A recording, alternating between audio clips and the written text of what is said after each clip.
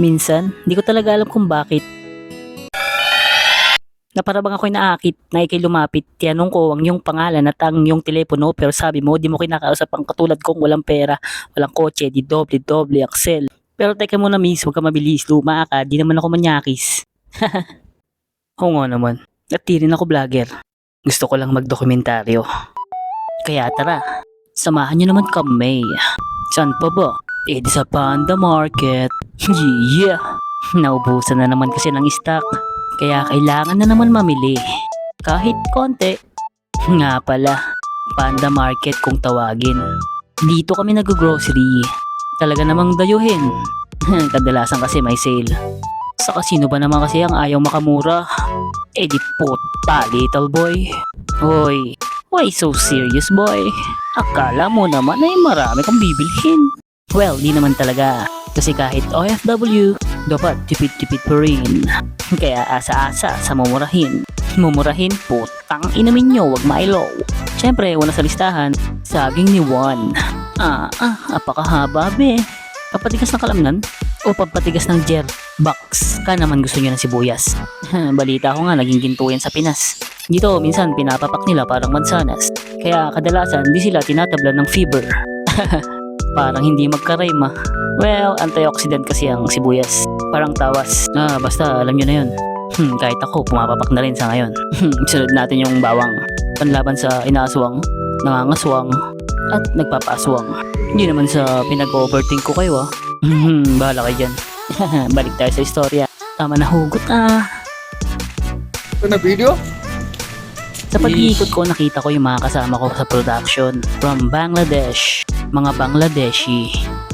Dito rin pala sila para mamili. Dawar-dawar ah. Video. Video. Post pa more. Kala mo picture ha. Siya pala si Yasin, si Rakib, si Ubaidul, at si Boss Wak yung nasa likod. Nagsuggest siya kung bakit wala daw picture. Mapi mushkila Rakib, like picture. Sabi ko, wala problema, tara picture tayo. Tuloy tayo sa pamimili. Una sa listahan, itlog. Pampautog. Ang lalaki. Pero wag ka, may expiration date yan dito ha. Next, burger patties. Puta, sino bang aayaw sa half price? Pangatlo, tinapay. Kakaumay maging Asian.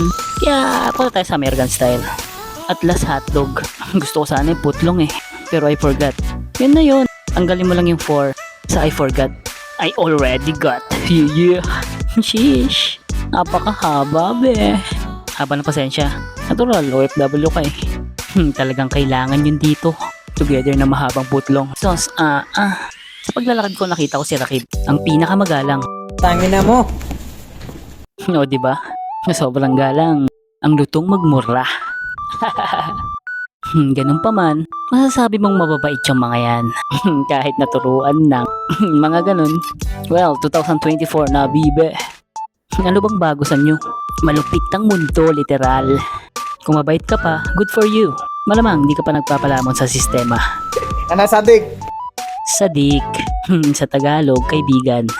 Sadyang makukulit lang yung mga yan. Pero mapi mushkila. Kulo bondokwes. Syada. Alatul dawar-dawar. Rugor pa. Baden malum. So timbangan na. Bilis-bilis para makapila na. Kailangan kasi magmadali. Sayang oras ng pahinga. Literal na time is gold. Yala, sura. Sa kapansin ko dito, hindi uso yung bagger. Literal na ikaw na magpa-plastic ng pinamili mo. Ang galing, nakatipid sa tao. Kalas! Ang ibig sabihin, tapos na. Grocery na may paglalarmerda. Uwian na. Pero flex ko lang yung mga kasama ko na ang popogi. Hindi naman siguro kayo mahilig sa puti, no? Nung nasa Pinas pa ako, kadalasan lagi kong chinecheck yung presyo. Nasa tuwing mag-grocery ako, akasya ba yung pera? Budget dito, budget dun. Kwenta dito, kailangan ba yun? Kasi pag naging tatay ka na, sarado ang mga palad. Literal na magiging isa kang boksingero. Kaya kung namamahalan ka sa mga bilihin, pagtiyagaan mo hanggang dumating yung isang araw, hindi mo na kailangan tumingin pa sa presyo.